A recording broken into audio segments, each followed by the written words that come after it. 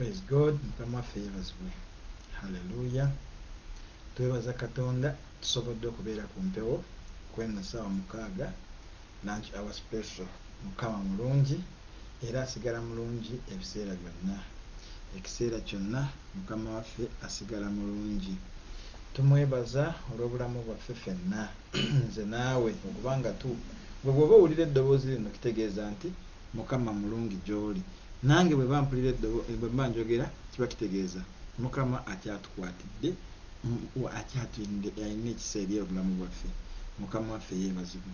Njagala kuzzaamu amaanyi nga nkugamba olunaku luno lwabaddewo n'olubeeramu ekitegeeza nti waliwo bingi by'olina okuluganyulwamu. Toganya olunaku kugenda ne lukuyitako ng'ate tolina kyofunyeemu mwannyina, ate tolina kyofunyeemu brother. Mukama waffe yeebazibwe. Okyayinza kufunamu pulaani ennungi, okyayinza kufunamu ekirowoozo ekirungi, okyayinza kufunamu ekyo kyonna ekirungi ky'obadde oyagala kunoonya mu bulamu bw'ensi eno Katonda n'akikugattako. Mukama yeebazibwe. Haleluya. Amannya n'eddoboozi mutume Amos Lwabuhoro. Nsinzidde mu Sons of Sunday International okubaako byenjogera naawe Mukama byateese ku mmeeme yange nga mmanyi tebigenda kukuleka kye kimu. Amen. Yes. Obuweereza bwaffe Sons of Sunday International tebukoma ku page kokka, bulina ne YouTube channel naye mu mannya ga Sons of Sunday International. Ekirala kye nnyinza okugamba tetukoma kubuulira ku group wano ku page oba ku YouTube kuteekawo messages, naye n'omuntu atukubira yenna tukwata essimu ye era tusaba naye tumukansolinga, tumuzaamu amaanyi, twogera naye kusinziira Katonda bw'aba atugambye. So toggwamu amaanyi, osobola kukuba essimu 1, osobola kusindika message, email weeryawo, osobola kusindika WhatsApp, essimu weeryawo, osobola kusindika message munda muno mwennyini. Mukama waffe yeebazibwe. Haleluya. Nsaba Mukama akuwa amaanyi, nsaba Mukama akukwatireko, nsaba Mukama akuviireyo. Mukama yeebazibwe. Haleluya. Tulina programs nyingi nzikiriza nkuyisize mu zo. Emu ku zo program ye service eno gye tuli mu ssaawa zino ye ssaawa mukaaga. Buli ssaawa mukaaga ogw'emisana kuva Monday mpaka Friday tubeera ne lunch hour special, okuggyako nga wabaddewo ekisumbu y'emu n'olaba nti tuli ku line, naye tulina kuba ku line buli ssaawa mukaaga ogw'emisana. Kye kimu ne mukaaga ogw'ekiro tubeera n'essaala etuyingiza mu lunaku olupya. Yesterday twabadde ne lunch hour, twabadde ne program y'abaana, twafunye okusaba kw'ekiro, wabaddewo ebigwa bitalaze byatelemesiza era tusaba kusonyiyibwa kweyo yenna ayatumiisinze, naffe twakumiisinze. Mukama waffe yeebazibwe. Then ekirala kye nnyinza okugamba nti tulina program ey'abaana buli Lwakubiri 12 wabaawo okusomesa okw'abaana. Mukama mulungi. Haleluya. Then tulina program, Mukama yeebazibwe, tulina program ey'Olwokuna buuza musumbawo. Kyonna ekiba kyalemye, olina ekibuuzo, olina Mukama waffe yeebazibwe, olina verse ekulemeseza okutegeera, waliwo kye baasomesako ku kyakyo tokitegedde, oli wa ddembe okukibuuza ekibuuzo ku Lwokuna 12 tubaawo ne tukyanukula nga Mwoyo Mutukuvu bw'aba atulungamiza. Buli Lwamukaaga ne Sunday ssaawa 12 Lwamukaaga ne Sunday tubeera ne program eya Surveying the Word of God, oba osobola giyita Bible study, omulala osobola gamba okulambula ekigambo kya Katonda. Jjukira oyo bw'amanya amazima n'oyo naye gamufuula wa ddembe. Twagala nnyo tumanye amazima tusobole okuba bya ddembe. Mukama waffe mulungi. Haleluya. Nga nkuyitidde mu program tubeerako ne visual message. Mukama waffe yeebazibwe. Tubeerako ne short motivational messages mu ngeri ya video. Mukama akuwa omukisa. Tulina program nyingi ezigenda kubanga zijja. So mwannyinaze naawe brother nkusaba bw'oba olina kyonna ky'oyagala, waliwo ennamba awo osobola gikuba, era kyemmanyi nabbi wa Katonda agenda kuteekawo ennamba eyo. Osobola kukuba, osobola kusindika WhatsApp, tusobola okusaba naawe. Then okyasobola kusindika message ku page kwennyini. Ku page waliwo oyinza kusindikira message. Then tulina ne Mukama waffe yeebazibwe, tulina na email weeri naye osobola kusindikako. Tusobole okusaba lwakuba ekyokka kye tulina okukola okwekwasa Katonda.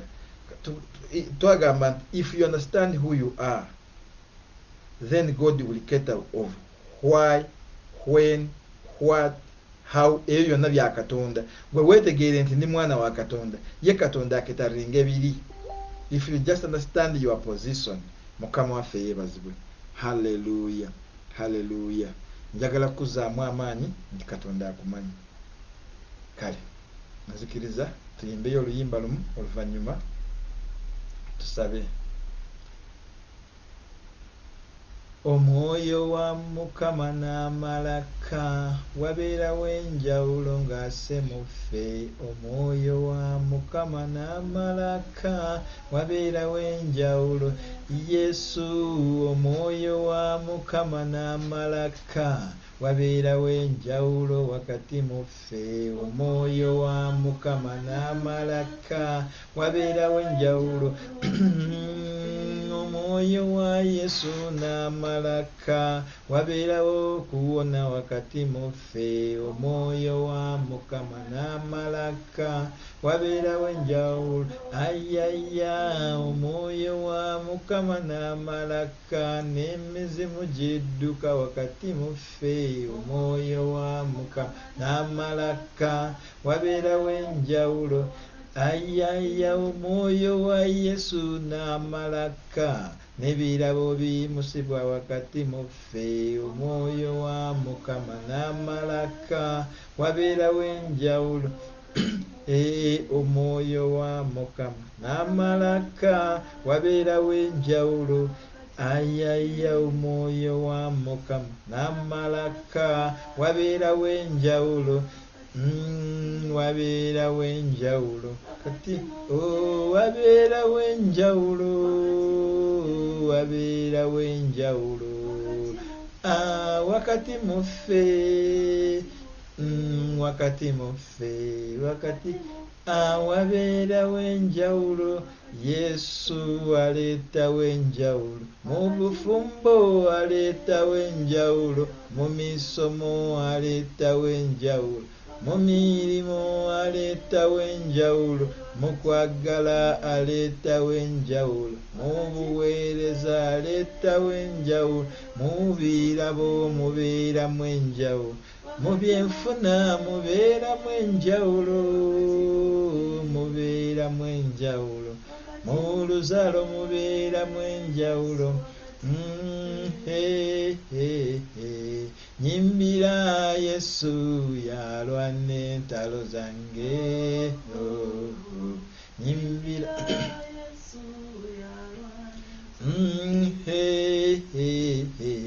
nyimbira Yesu yalwana entalo zange.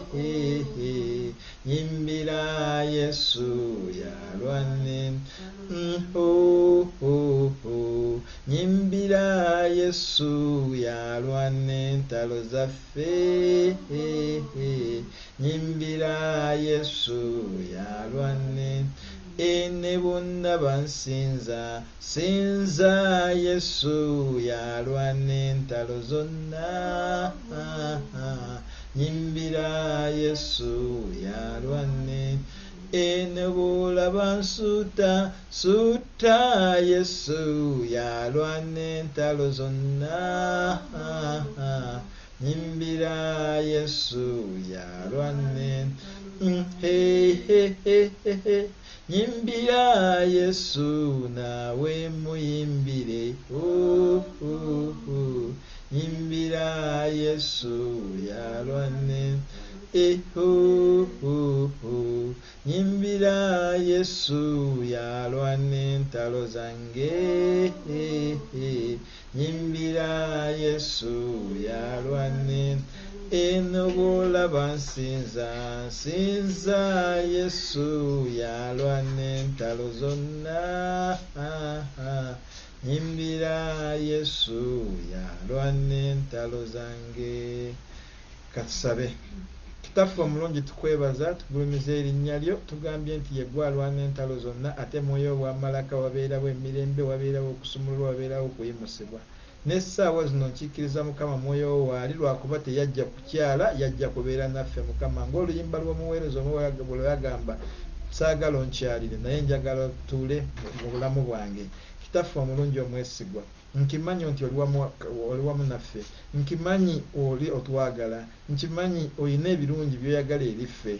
Mu linnya lya Mukama waffe Yesu, jangu owulire okusaba kwaffe Mukama. Tusaba mu linnya ly'omwana w'omweka Yesu Kristo, leka Mwoyo wo atubeere. Ebigambo bye tugenda kwogera Mukama bisumulule omu ku ffe, biwonye omulala, bizeemu amaanyi aweddemu amaanyi, bimuse oyo agudde. Mukama bireete oluzaalo kwoyo atalina, bireete omukyala kwoyo atalina, bireete omwami kwoyo atalina, bireete omulimu kwoyo atalina, bireete amafuta kwoyo abulwa. Kwegamba Mukama oyo aweebuuse mu magezi, leka bimuwe amagezi mu linnya ly'omwana wo Yesu.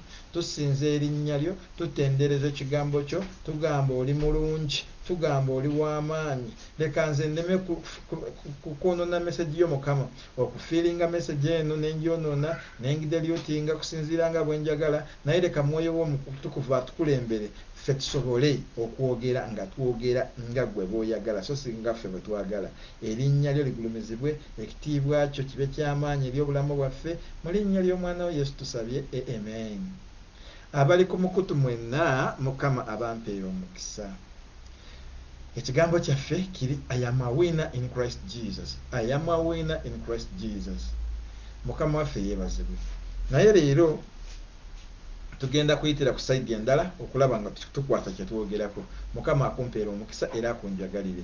We tuyitira waawano nti Katonda buli lwalaba, Mukama waffe yeebazibwe, Katonda buli lwalaba waliwo ekibulamu abaako kyakola. Kansooke ngende mu bazadde abaffe. Maama w'omwana bw'alaba ng'olugoye lukaddiye agula olugoye lupya. Bw'alaba olugoye nga lufunyeeko ekituli alutwala owa tailor n'alutunga. Bw'alaba nti essepiti ekaddiye bagula sepiti mpya. Bw'alaba nti motoka emipiira giwonize bagula emipiira mipya. Wabaawo ensonga ereetese ekyo ekipya ng'ate babadde n'ekikadde. Mukama waffe yeebazibwe. Oyinza kuba mu nnyumba n'ogamba guno omwezi tugenda kuva mu nnyumba eno tugende mu nnyumba endala. Wabaawo ensonga ekujja mu nnyumba eno ng'ekutwala mu ndala. Waliwo abazadde abazimba n'agamba lino what ennyumba yaffe empya tulina ogiyingira tuve mu eno. Wabaawo ekigamba ekireetese okuva mu nkadde kugenda mu mpya. Ekigambo kye naze nakyo leero, Katonda akola ebipya eri obulamu bwo ng'ebikadde bimutamye. Mukama waffe yeebazibwe. Bwonna buba buwanguzi. Katonda gwe njogerako ye Katonda gwe tusinza, ye Katonda gwe tutendereza, ye Katonda yatutonda, ye Katonda nannyini bbumba lino esitudde Amosi. Nkugambye ye Katonda nannyini omuka gwe nkozesa. Oyo ebikadde bimutamye era atonda bipya. Okutonda ebipya wabaawo ekimuleetedde okubanga kikadde ekimutamye. Ekisooka nkugambye bwe kiba kidomola jerrycan ng'erimu ekituli. Bw'ogenda ku luzzi n'ose n'amazzi nga kijjuvu otuuka waka nga kitundu oba kwota. Bw'oba olina mmotoka ng'erina emipiira mikadde ogenda opikirira egenda ewumuka obeera ku breakdown all the time. Bw'oba olina sepiti ebeera etonnya ebeera ezikiza sigiri oba ebeera etaasoti saketi ku masanyalaze bw'oba okosa stove. Mukama waffe yeebazibwe. Bw'oba olina olugoye nga luliko ekituli luba lukuswaza so kyokola oteekako olutwala ne balutunga oba sinakira n'ogula olupya. Kiba kitegeeza ekikujja mu kikadde kyonna. Mukama waffe yeebazibwe. Ekikujja mu kikadde kyonna tekiba nti kya kirungi, kiba kikujjamu ekyo ekitali kirungi nga kikuleeta mu kipya mu linnya lya Mukama waffe Yesu.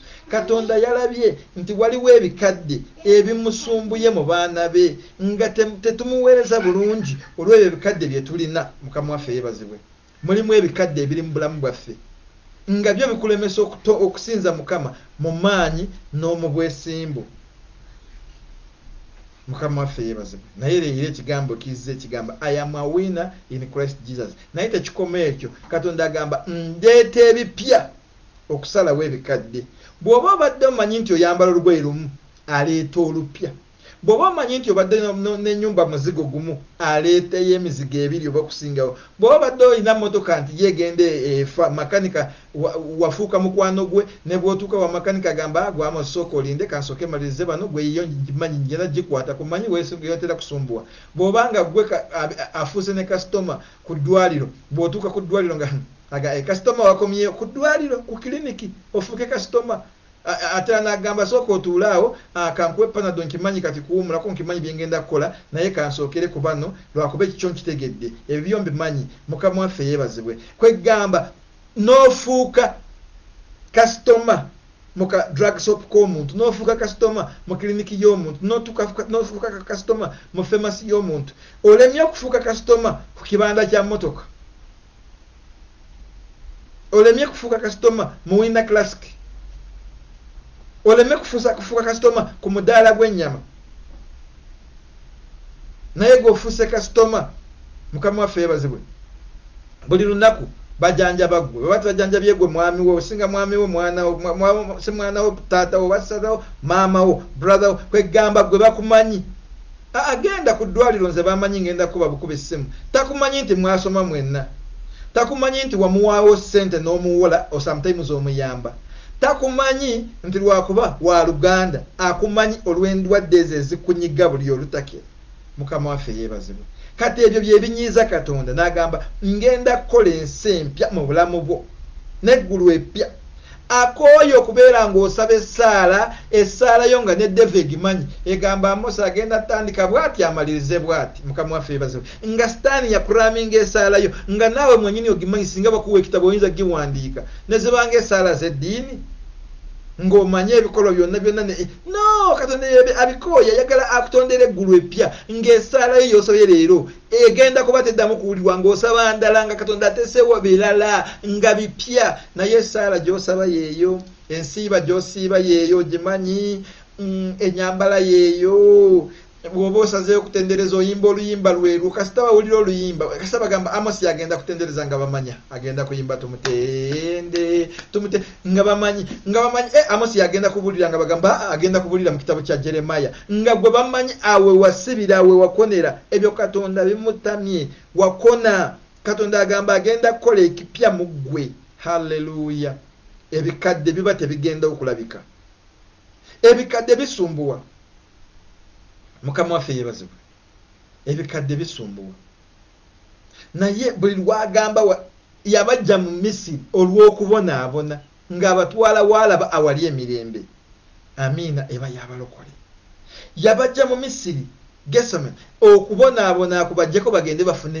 free life Katonda akujja mu ekyo akutwala mu kiri ky'onoowuliramu emirembe Katonda teri kimunyumira ng'okulaba tulina emirembe Katonda teri kimunyumira ng'okulaba nga tuli basanyufu mukama waffe yeebazibwe haleluya naye alumwa bw'alaba nga tunyolwa ng'ate yatuwa everything ebitufuula bambejja ebitufuula balangira mulimu ebintu ebinnuma simanyi naawe ononyambako ne bituluma ffenna n'owulira abantu mummwe omu bamuyita mulangira omulala mumbejja tebayinza kuyita linnya lye ne bamuyita erinya straight balina kyebateekako abaana b'abantu bakimuwa gw'osinziza Katonda emyaka simanyi emeka lwakuba oli ku leve emu tovaawo erinnya lyo likyasigadde Amos naye kyandibaddeko bagambeko naggagga Amos omusumba Amos bannaye omukadde Amos chairperson Amos bannaye Stewart Amos kwegamba leka bagambe nabbi Amos kwegamba leka wabeewo ekikugendako nga ate si kukyogera bwogezi nga naye naawe okirabika nga naawe okiri bagamba abazungu abasoma nti to please a dog you give it a bone tetwagala batupulizinge pulizinzi nga batukanyugira amagumba twagala wabeewo ennyama ate sina tukanyugira tugende ku mmeeza tutuule tuliye nga abalangira kino tukifuna ddi mukama waffe yeebazibwe tukifuna nga Katonda ebikadde bimutamye ng'ateeseewo ebipya era leero agambye ntonda eggulu ppya n'ensi empya n'ebikadde tebiriddamu kulabika amusomi mulungi yabikudde dda mu Isaiah 65:17 haleluya tugenda kusomera ddala yonna tugimaleyo mpaka 25 65 Isaiah 17:25 kansome For I will create a new heaven and a new earth. The past events will not be remembered or come to mind. Then be glad and rejoice forever. in what I am creating. For I will create Jerusalem to be a joy and its people to be delight. I will rejoice in Jerusalem and be glad in my people. The sound of weeping and crying will no longer be heard in her. Mukama waffe yeebazibwe. Nsoose kusibira ku lw'ekumi akugambye ngenda kutonda eggulu n'ensi. Jjukira mu lubereberye yagamba yatonda eggulu n'ensi. Bye yatonda birina bwe byasoba ne bibanga tebikyanyuma nga Adamu amaze kwonoona. Kati bye tulimu byonna byayonooneka. Mukama waffe yeebazibwe. Kitwetaagisa okubanga tufuna ekipya. Mukama waffe yeebazibwe. Kitwetaagisa okubanga tufuna ekipya. Haleluya. Wanagambye nti ntonda eggulu eppya n'ensi empya. Olw'ensonga ebikadde byayonooneka n'agamba nti n'ebikadde bijja kuba tebikyajjukirwa newankubadde ebintu byayo ebyedda okubanga bijjukirwa mu bwongo. Kiki ekireeta ekyo? Ekireeta ekyo kiri nti Katonda akooye ey'embeera ey'emabega. Yatutonda nga atuwadde obusobozi, yatutonda nga atuwadde amaanyi, yatutonda nga atudepositizeemu buli kimu kitusobozesa okuba basanyufu. Naye buli lwatuuka asanga miranga, buli waayita asanga biwooye, buli waayita asanga kulumwa njala, kusula bweru, kunyolwa amasasi, biki byonna ebyo. N'agamba kankyuseemu, nziramu kutonda eggulu empya n'ensi empya, n'ebyemabega tebirijjukirwa, n'ebikadde tebiriddamu kudda mu bwongo bwaffe. Ngenda kutonda kyentonda kati kijja kusanyusa Yerusalemu n'abantu bange bagenda kisanyukiramu. Nze mwennyini ngenda kufuna essanyu mu bantu bange. Bw'atyo bw'ayogera Mukama. Katonda amaze okulaba ekyo ekikusumbuwa. Katonda amaze ye kulaba ekyo ekireeta obulamu bw'okubanga tebuteredde. Abiganya agambye kaakole ekipya. Simanyi mwabo baakolera ekipya naawe mwoli. Anti nakugambye Katonda akola bw'ati. Ayagala abo abamusinza mu mwoyo ne mu mazima. Lwakuba Katonda mwoyo era anoonya abo. Olina kubanga mwoyo mutukuvu ali wamu naawe. Katonda akutondere ebintu ebipya. Akooye okwambala olugoye. Wali oyambadde olugoye abantu babuuza naye yunifoomu oba. Mukama waffe yeebazibwe. Wali obaddeyo ku mmotoka. Nze nalina mmotoka nga nkyali Uganda. Yali dudu abagimanyi kabaka small taxi k'abantu 7 basatu nona atula kumpi ne driver wa 7 driver wa 8 nakalina bwe kazikira nenkasindika nzekka bwe nkasindika waliwo omukyala bamuyita Mbabazi yalina ebbaala n'aŋŋamba eri bampitanga mutume Amos olina amaanyi akamotoka okasindika wekka. Ekintu ekyo nenseka neŋŋamba ya atudde ku bbaala ye. Omuntu ow'ebbaala yagamba nze nina amaanyi. Mukama waffe yeebazibwe. Ayogera ne mutume Amos ateekako ekitiibwa kya Katonda kye yampa n'agamba olina amaanyi. Akamotoka okasindika wekka. Sikasindika nti mbuzi ngisika ngenda gisirwa ku nkondo. Sisindika nti nte ngisindika nti no. Nsindika motoka eri supposed okuntwala nga ntudde. Naye bangamba bugambi nti nina amaanyi. Mukama waffe yeebazibwe. Netula nze kigambo omuntu bw'akyogera sikireka kibeerako nange nga mba nentula nempuliza ebigambo byonna ebibadde omukyalo nangambye nina amaanyi kijja kitya. Eno takisi yengambisiza nina amaanyi. Singa ebadde eyiseewo ng'eyaka nenkuba akagombe lwakuba twali twasoma ffenna yandibadde aweevinga naye yandabye nga nsindika ekyo kigambo kye kivudde mu kamwa ke. Eno takisi yeyina kusindika nze naye kati oba ngisindise waliwo omuvubuka bamuyita Apollo ne mugamba ngenda Fort Portal. Naye nga sinagenda Fort Portal nguze lita 5 z'amafuta oziraba n'akabiri nembiteeka mu takisi eyo nga ngisindise ngiteesa wa makanika waddimba wakati twalinawo garage. Neŋŋamba bwe nsanga nga temufunye muguzi n'agigula ngenda gyokya n'empapula zizo nensuulamu neninya motoka neŋŋenda nga ndi wakomawo the following day. Njagala kulaga obusungu bwe nalina ku mmotoka kye yankola okutyoboola ekitiibwa kya Katonda. Bandisekeredde Amos okugamba nga alina amaanyi naye sikuteekako mutume Amos olina amaanyi lwakuba nsindika takisi efudde eganye kwaka. Okay, abantu bampitako lwakuba there is no value in the car. oh ningamba ngenda Georgia and I was ready to burn it mbandi awo ntuse fotpota Apollo nga nkubira essimu waliwo ab'emigaati balabye no motoka babadde baginoonya gye baagala gula tugitunde koze n'empapula mweziri n'amafuta agagitwala gaago nga teeseemu ng'egabadde gagenda Georgia mugitunde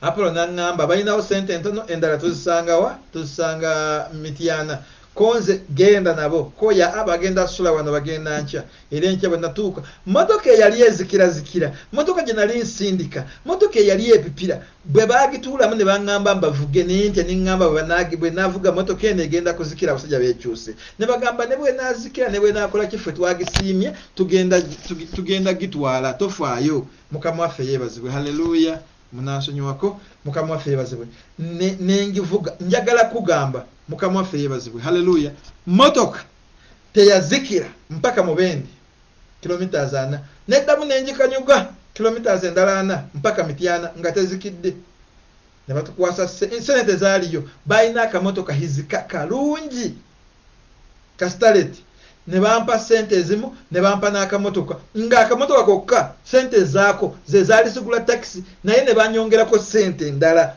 nenvaayo nga nina sente mu nsawo n'Apollo nga tulya kanyama nga tulya ku kagonja akooke nga tulina starlet buutu yonna ejjuddemu music system nga Katonda ajjeewo ekikadde ekivumya erinnya lyange ampadde ekipya saafuna buzibu n'ekyo waliwo ekikadde ky'olina nga kyo buli lw'ofuluma bwe bati bagamba akakawookaani oyo Gorosi yayeekuba akawoowo ako ng'ate Gorosi gwe boogerako nnabbi wa Katonda ebyo Katonda abikooye agambye agenda kukola ekipya omuntu omusindika ewuwo totamugamba n'ekisumuzo we kiri olw'ensonga olujja asindika busindisi n'ayingira mu nnyumba lumu twali tugenze wa chairperson LC3 sijja kumwatuukiriza linnya naye abaliwo abaliwulira message eno nga bamumanyi betwasamba nabanga bomupiira bamumanyi tutuuka nga twagala emipiira tulina empaka mukama waffe yeebazibwe tumala tuuka chairperson LC3 mukyalo n'atugamba taliimu twali tulina omuvubuka bamuyita kijana nagamba nedda okugulu kwa chairperson kuko mu kisenge mwali naawe mugamba gye ennyumba ng'oli mu kisenge ow'ebweru ayinza kulaba atya ekigere kyo eyo ennyumba Katonda agamba akola mpya bakugamba kusinza gwakyasinzeeyo okusinza mu Discord oluyimba olutandikiramu out osibira mu base bw'oba okomawo janetena ne baga Katonda ebyabikooye mukama waffe yeebazibwe ezo embeera zikooye olaba abasajja tuwambadde gwegamba bambi ayambadde panti waggulu nga wansi akawansi kakutuka ebyo Katonda abikooye mukama waffe yeebazibwe n'obutaba okumanya nakyo kibi kambabulireko olunaku winter esooka mukama waffe yeebazibwe mu South Africa nali simanyi winter kiki enze sisobola kunaaba empewo nemalira oba nnaku 3 oba nnaku 4 nga sinaabye ng'empewo naye jjukira ebijaketi bino byendimu almost byensulamu ne bifulumya omukka gwe nyinza okugamba tegwali mulungi omuntu omu n'angulira the drums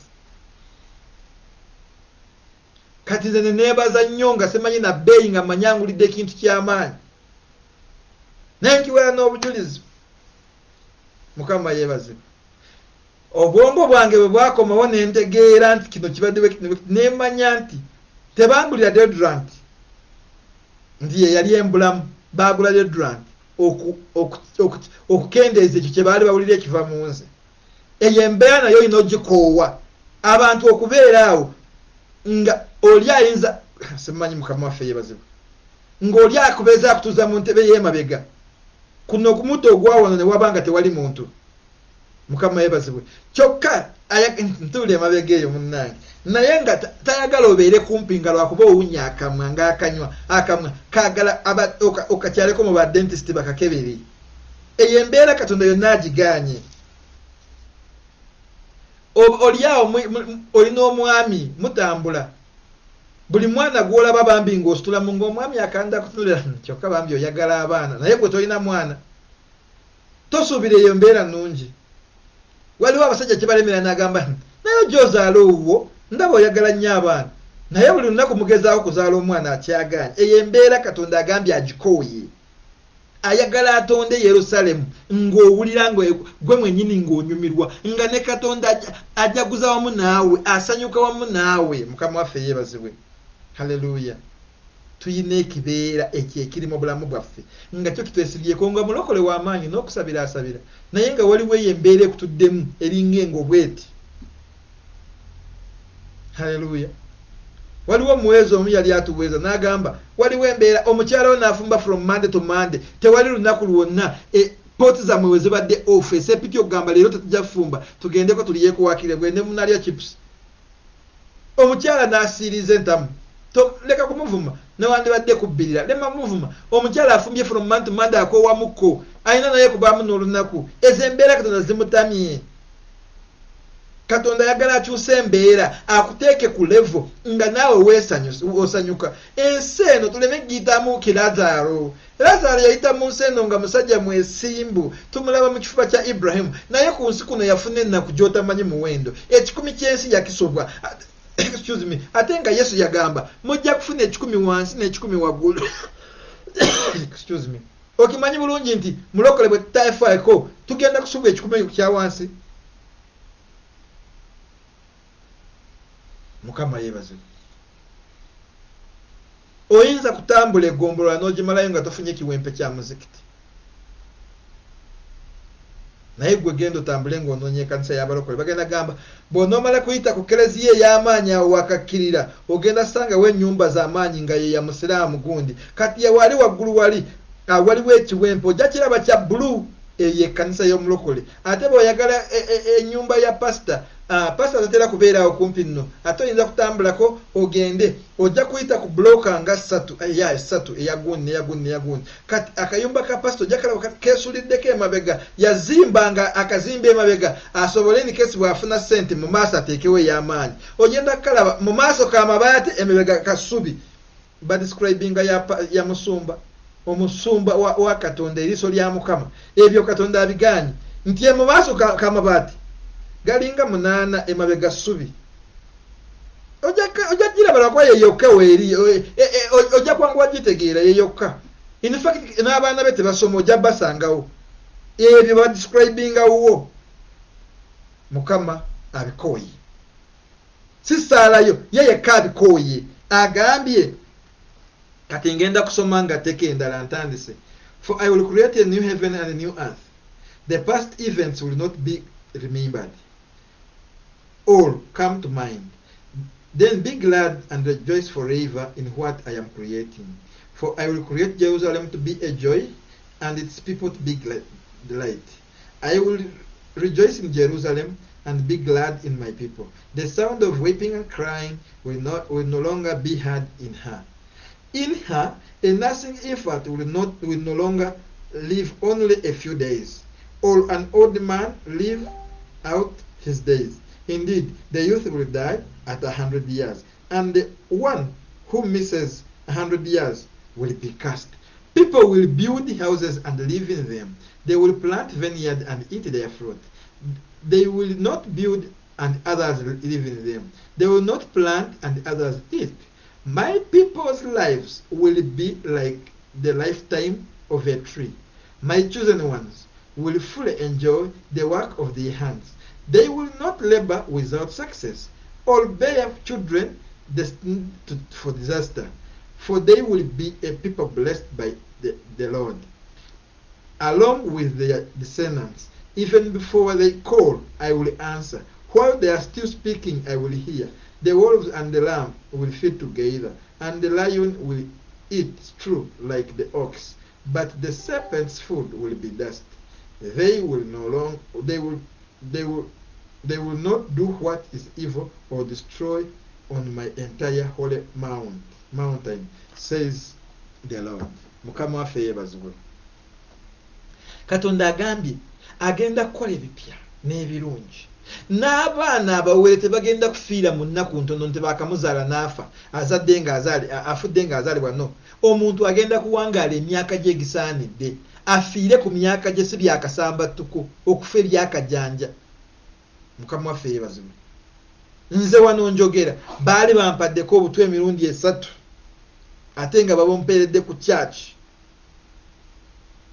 nga nkyaweereza kasule ekitundu bakiyita Kamaisani emirundi 3 nga mmaze kubulya oli najja ne baŋŋamba nti baakuwadde obutwa era tetumanyi nga siina kinteeseyo nti okulumula simanyi how to reverse the poison gye bampadde naye ne tusinza Mukama nensaba emirundi 3 obutwa nga tebunzise. Katonda ekintu kyonna waali okukuuma solongazi oli mwesimbu sigambye kati genda okwate Dyson oginywe no togezesa Katonda naye wali wakikuwadde nga tokimanyi nga naddala ate oli ku mirimu gya Katonda oli mwesimbu totya mulokole Katonda ali wamu naawe bwojja kunywa ebyobutwa naye tebibakole bubi nga muli ku misoni muli ku lugendo muli ku mulimu gwa Katonda so kugamba nti mumpe mbunywe mulabe yagamba tujja kubunywa bugenda kutuga baagale okuburevasinga bugaane. Mukama waffe yeebazibwe. Haleluya. Agambye abazeeyi bajja kufiira ku myaka egyabwe abaana bafiire ku myaka egyabwe teri muntu agenda kufa byakajanja. Agambye ogenda kuzimba ennyumba ogisulemu you'll plant your vineyard and you'll eat the fruits. No one will enter your house yet it's built by your own hands. And he said whatever you do with your hands it will be a success. You will succeed. So what I want to tell you my brother, what I want to tell you my sister, praise be the Lord Jesus, I just want to tell you that nothing will hinder you to reach your destiny. Nothing will stop you to your prosperity. It's only you yourself if you don't identify the gift and the capacity that God deposited in you. He said, I will create a new heaven and a new earth. But this is in Isaiah chapter 65. When we check in Genesis chapter 1, we are just checking Genesis chapter 1. God had already created heaven and earth. In the beginning, Genesis chapter 1 verse 1. In the beginning, God created heavens and earth. Praise be the Lord Jesus. Before we were put into existence, God started by creating heaven and earth, so that when we come, we find things that are very complete, are very ready. He wanted us to go in a conducive life, in a conducive environment, which the devil never permitted us to be. The world, the earth was destroyed, the heaven was disturbed, there was a separation. We were separated from the heaven. We are separated from God. Now God has seen our cries. He says, there will be no cry. There will be no tears. No one will weep in the thing that I'm creating. Praise be the Lord Jesus. Yes, he's saying, as it was in the beginning, because the second Genesis chapter 1 verse 2 is saying, now the earth was formless and empty. Darkness was all over the surface of the deep, and the Spirit of God was hovering on top of the waters. It's like now time, after he created it, Adam messed and Eve. It went back to that formless life. It went back to that darkness where you don't even see your success. You don't see your husband. You don't see your wife. You don't see your money. You don't see your business. You don't see your capital. You don't see your job. You don't see your prosperity. You don't see love. You don't see care, because something has covered. But now God is saying, I'm creating it again. I'm bringing a new life to you, and you will enjoy. Praise be the Lord Jesus. Meaning the old or the former things, they no longer work for God. He doesn't want to see tears coming out of your eyes. He's tired of hearing our loud cries. He said, before even we call, he will have answered. He used to come to Adam. It was him to call Adam, not Adam to call him. He could call Adam, Adam, where are you? Today we are going to go to the east to enjoy. Adam, Adam, where are you? Today we are sitting here in the center, want to see the all sides.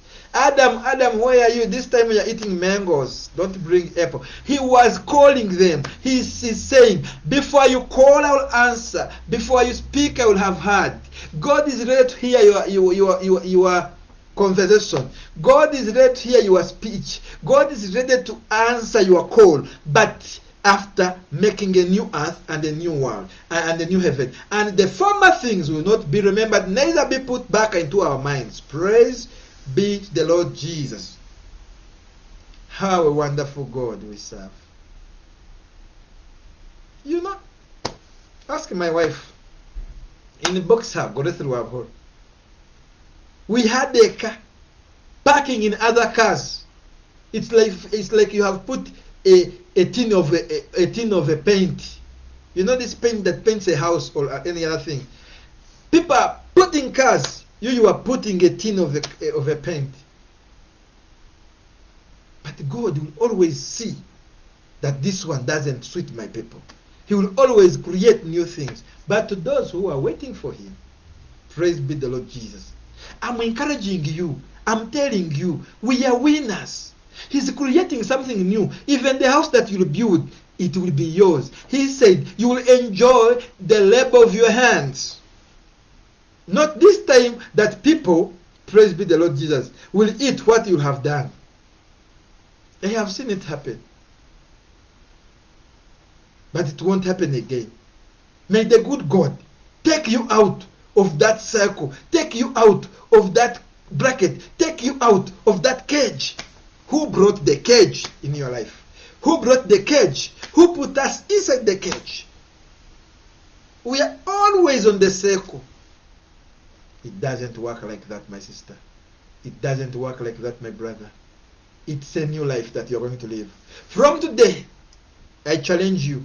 Start telling your friends, start telling whoever is next to you that I'm a new creature. Yesterday you had another person. Today you're having another person. Whatever we discussed yesterday is history. Mind about what I'm about to tell you. Don't again put yourself in the category of failures, in the category of maybe, in the category of God knows. God has already told you his formula.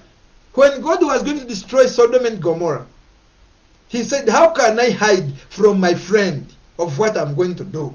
God will always speak. So you don't say, God knows. No. He has already told you what is about to talk. Because the Bible is the mind of God. So read the Bible to understand what God is telling you. Praise be the Lord Jesus. Toddamu kwemulugunya mwana wa tata. Matoka nali njagala jjocha saafuna ndala. Nali mpeereza enjiri ewafeeyo nga bagamba bannange enjiri yo nungi oli wasaddi ekyoka kyekikusibye munnange tetolina bwolagayo girlfriend tolina bwokola ki ng'ekigambo kye bayita empeta kikafuwe nga ndabira ddala ate lwakuba nali ndabye abakyala nkansolinza abakyala n'abaami nga mmanye emputu eziri mu kintu kye baatonda nga bagiyita omukyala nga mpulira nga nawe omusajja nga mmaane ngamba omukyala sooka oveewo n'avaawo ne ngamba omukyala you know what ebintu bino bireke sabe ekisonyiwo mugende mu maaso bijja kutereera mpola katonda yakuwa omuntu oyo mugenda tereera kijja kukyanga mutegeeragana omukyala nemukomyawo neŋŋamba you know what tujjamu twogere ensonga zino omusajja neyenenya omukyala naga yes ekimbadde njagala kati tugende n'olaba n'emimwa gy'omukyala nga ojaga tugende ng'olaba alimu akantu ako neŋŋamba olaba why because omukyala just gumba bugumba si magumba tebaakwata ttaka tebaakola batya ye gumba bugumba atajjukira tebaamufujjamu omuko gw'obulamu tetukiraba kyo gwe baakutonda n'obeera mulamu n'owa ebintu abanya gonna ne baddamu ne bakwebasa mu gumba ne bajjamu oyo gwe bajjamu. Sometimes you have to bear. Naye ekyemmanyi bategeera ebya yaabwe balina bye batusingako nga ffe bwe twali twebase waliwo kye baalaba ekiyinza kutondebwa nga ffe tetwaliwo kye bayita ekirungi. So gwe tandika okumulaba ng'ekirungi. Buli bw'omulaba ng'ekirungi Adamu yagamba ndabye ekirungi ndabye ekinfaanana era erinnya lye lino olw'ensonga nti yagenda kuba maama w'amawanga. Bw'ona omulabanga mu ekirungi tojja kulaba nsobi n'ensobi bw'ona ogiraba ejja kuba ntono nnyo okusinga ebirungi byalimu ensobi mugitereeze. enjiri netabuka nga mpereza enjiri ndi wangenda Kenya ndi Rwanda Tanzania mpereza enjiri ngenda mbalala ngenda wawona ntambula enjiri naye akantu ako kakoona aposo giro wase aposo tero wase naye bwakya Ssekyungwa bwe yavaawo nenfuna omucungwa waliwo ebyo ebiringa emicungwa naye Ssekyungwa neebaza Katonda yanfunira omukyala kati muweereza wa Katonda neebaza Katonda yampa omukyala it's me only who knew where he passed to get ne Katonda yalaba empuutu ze nayina oba n'eddalu lye nayina naye nanteeka ku eyo test naye neebaza Katonda nti yanfunira omukyala ne leero tuli ku mukutu wano tuweereza naye amaanyi ge mangi agaliwo okulaba nga kyona kyonna kibeerawo era ku mukutu ntuusa okwebaza first Katonda ayampa omukyala omulungi ntuusa okwebaza Mwoyo Mutukuvu ayanungama n'oluggi Kristo Yesu we nayitira neebaza n'omukyala ayakkiriza okuwasibwa nze ne famire yamumpa Mukama byonna bya mukisa eriye Katonda agenda kuwa ekintu olabe nti oteredde Katonda agenda kuwa ekintu olabe ng'oli musanyufu Katonda agenda kuwa ekintu olabe nga kyekipya agambye entonde eggulu epya n'ensi empya tugenze mu 6:6 era ekitabo kyekimu Isaiah 6:6 bw'oba onsooseeyo soma naye nga tugenda ku 2:2 6:22 Isaiah Bible mbadde ngiteese wansi ate laba bwengijje yagambye just as the new heavens and the new earth which I will make will endure before me, this is the Lord's declaration, so your offspring and your name will endure. All mankind will come to worship me from one moon to another and from one Sabbath to another, says the Lord. Nga bw'atonda eggulu eppya n'ensi empya n'erinnya lyaffe lijja kubeerawo mpaka leka Katonda akutondemu ebirungi erinnya lye lireme kumenyeka. Ndabye families ng'omuzadde afa naye erinnya ne lisigala nga likyatambula ng'abaana balitambuza ng'erinnya liyimiridde bwe boogera ku muntu n'ogamba naye omusajja oyo njagala mulaba oba yaani ng'omusajja yafa dda naye abaana bayimiriza n'abazzukulu olaba balitandiseeko. Nkusabira leka Katonda azimbe erinnya lyo mu linnya lya Mukama waffe Yesu ofuuke ekyo ekigasa eri obulamu bwo eri famire yo eri community mu linnya lya Mukama waffe Yesu. Abadde bakulaba nga oli mu biwoobe abadde bakulaba nga oli mu kunyolwa abadde bakulaba nga oli mu kubulwa ye layini yemu ejja nga bajja kufuna buyambyewo bajja kufuna saala esumululewo bajja kukwebuuzaako ewo kisoboka mu linnya lya Mukama waffe Yesu kasita oyimirira mu kifo kyo kasita teweemulugunya kasita olindirira Yesu abo abalindirira Mukama balizibwamu obujja mu maanyi gaabwe balitumbiira mu bbanga ng'empungu. You understand the story? Kati gwe lindirira Mukama manya ye byonna mu byonna ensi kyonna kye yeetaaga kiri mu ye mulindirire ng'olina ky'omulaga gwe baako ky'okola gwe baako okusaba kw'osaba gwe baako okusiiba kw'osiiba gwe baako okuweereza enjiri gwe baako okugenda ku mulimu kola buli ky'okola Katonda ali wamu naggwe ali naawe ali mu kutonda ekipya n'ensi ejja kiraba ali mu kutonda ekipya n'eggulu lijja kitegeera ali mu kutonda ekintu agenda kikukwasa owulire yes otuule mu gy'ozimbye ofuge mu gy'oguze onywe ku ky'olimye olabe abaana bo agambye tekikoma ku ggwe kigenda kutambula ne mu baana b'abaana bo descendants.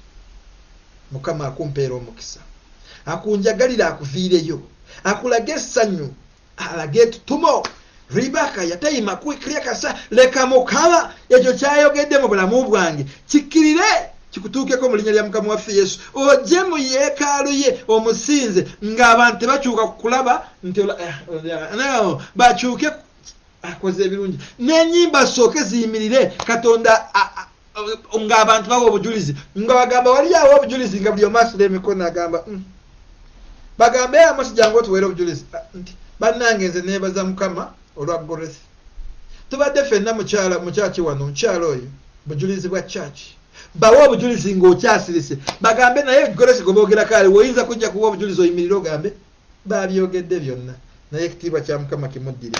Mu Bible mu Isaiah yagamba n'ensi n'abalabe balijja bagambe nti Katonda wakoze binene, leka kibeere mu bulamu bwo, leka Katonda akusumulule, leka Katonda akulage essanyu, leka Katonda akulwanirire, ngamba okukuyimusa, ngamba okukuyimiriza, ngamba okutonda eggulu eppya nga mu nsi ya spiritual realm oli yes, nga n'ensi wano oli fine. Mu linnya lya Mukama waffe Yesu funa 10 wansi wano ofune n'10 mu ggulu ng'erinnya lya Katonda bwe liri ly'amaanyi kuyitira mu mwana wa Yesu. Nkusabidde omukisa, nkusabidde obumalirivu, nkusabidde okuyimirira, nkusabidde okunywera, nkusabidde okwezaamu amaanyi. Katonda akumanyi, tewatuuka mu bulamu bwe olw'ensobi, yakuwa ekirabo ky'obulokozi ng'amanyi kyakwagalamu era kijja kutuukirira. Ekigambo kya Katonda bw'akituma tekikomawo ngalonsa, kijja nga kirina obujulizi nga kiwangudde omulimu gw'akitumiddemu. Nange ntuma ekigambo eri obulamu bwo, okukujja mu maziga, okukujja mu kunyolwa, okukujja mu kubulwa, omukujja kulekebwawo mu linnya lya Mukama waffe Yesu. Yesu yekkale kajje akuwambaatire, Mwoyo Omutukuvu akulungamye akutwale ku buwanguzi bwo mu linnya lya Mukama waffe Yesu. Musiibe mulungi, mweraba. Amen. Ekisa kya Mukama waffe Yesu n'okwagala kwayo Katonda n'okussa ekimu kw'Omwoyo Omutukuvu bibeerenga naffe ffenna eri ab'enganda zaffe emirembe gitaggwaawo. Amiina. Mukama abampeera omukisa.